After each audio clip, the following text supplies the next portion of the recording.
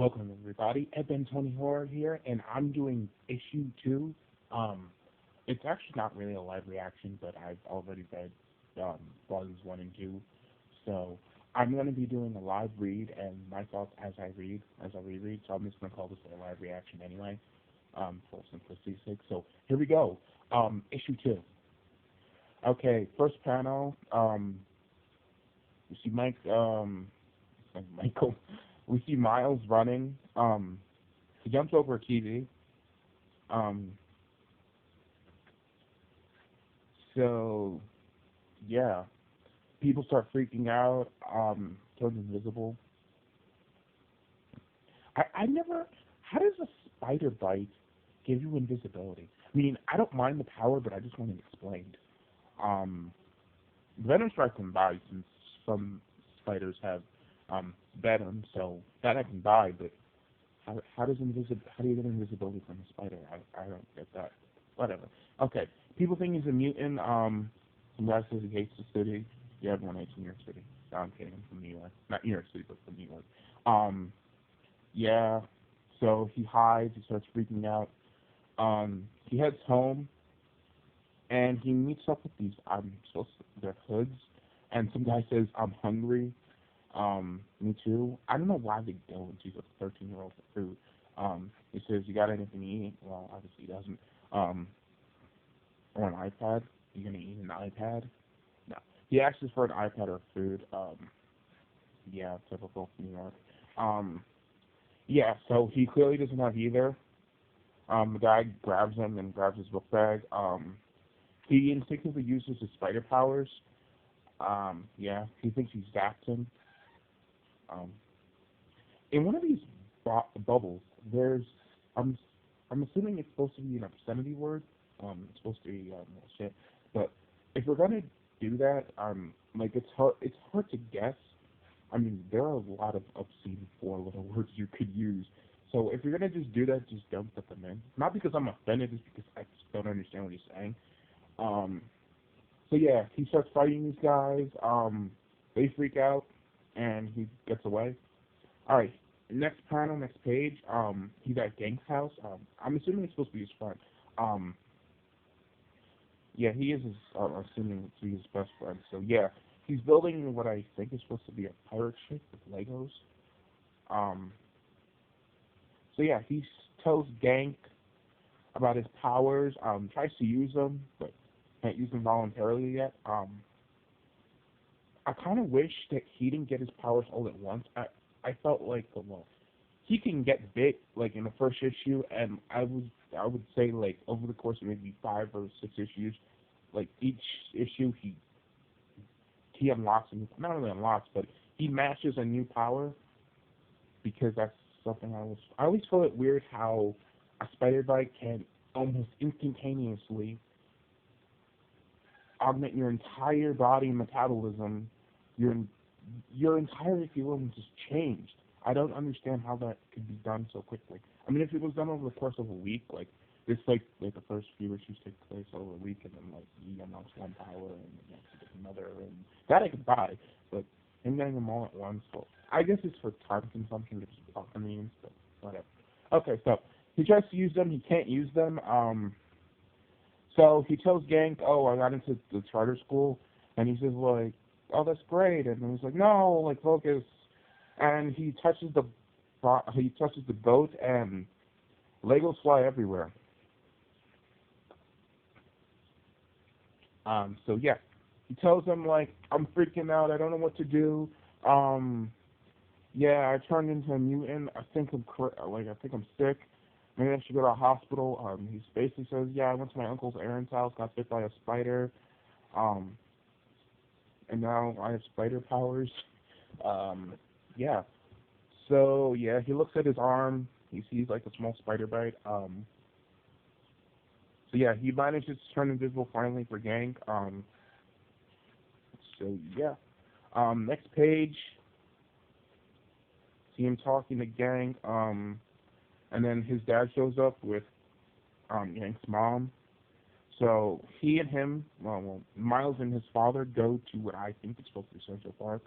Um, yeah, they sit down and they talk, and basically, Miles' father tells him, um, basically why he doesn't want to hang out, want him hanging out with his uncle. Apparently, he's a criminal, and what he says this is, I think, my favorite part of the entire volume. This is what he basically says. He says, "When I was young, well, I mean, look for the exact quote.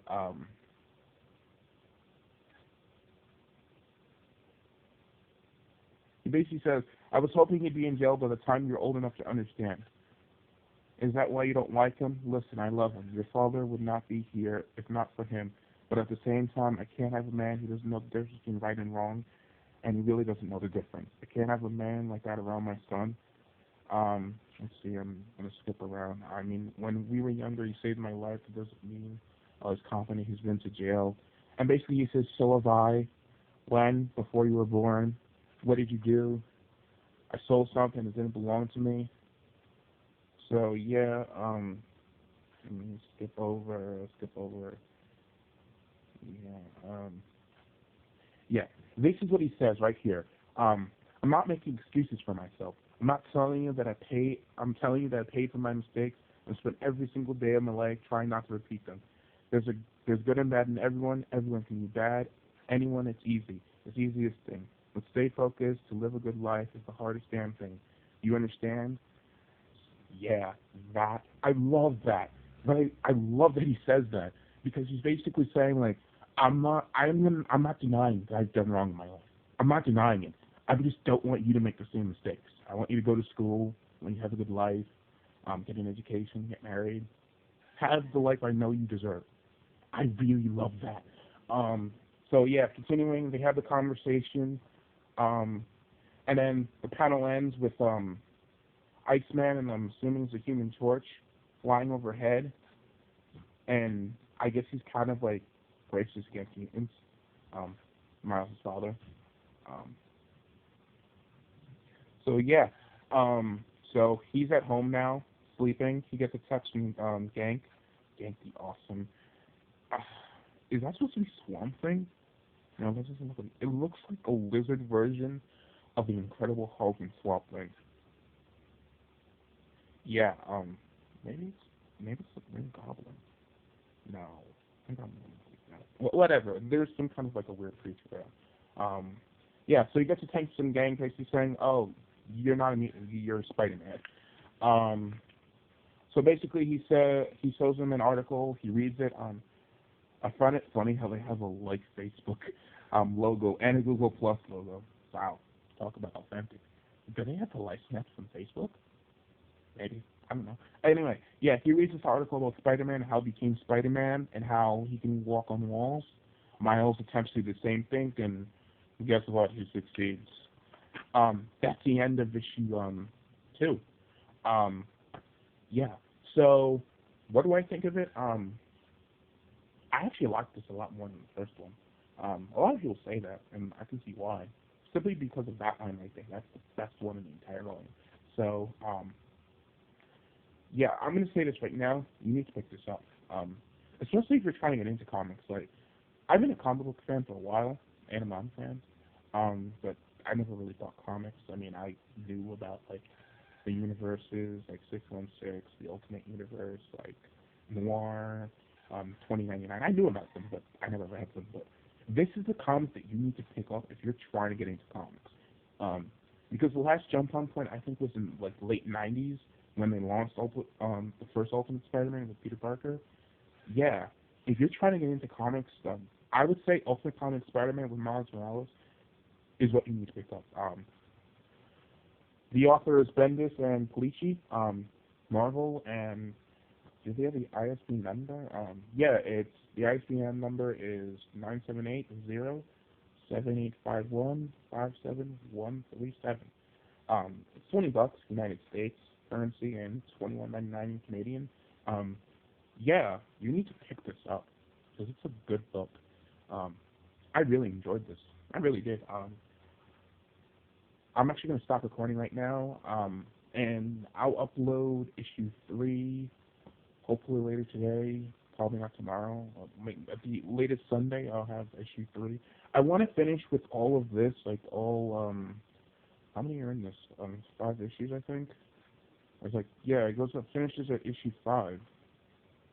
Yeah, I want to try and get all of volume 1 done by Sunday, and I'll do a volume 1 total review and give you my entire thoughts. Pick this up in trade. Really.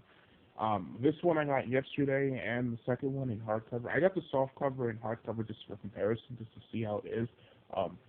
Volume 3 gets released, I think, at the end of this year.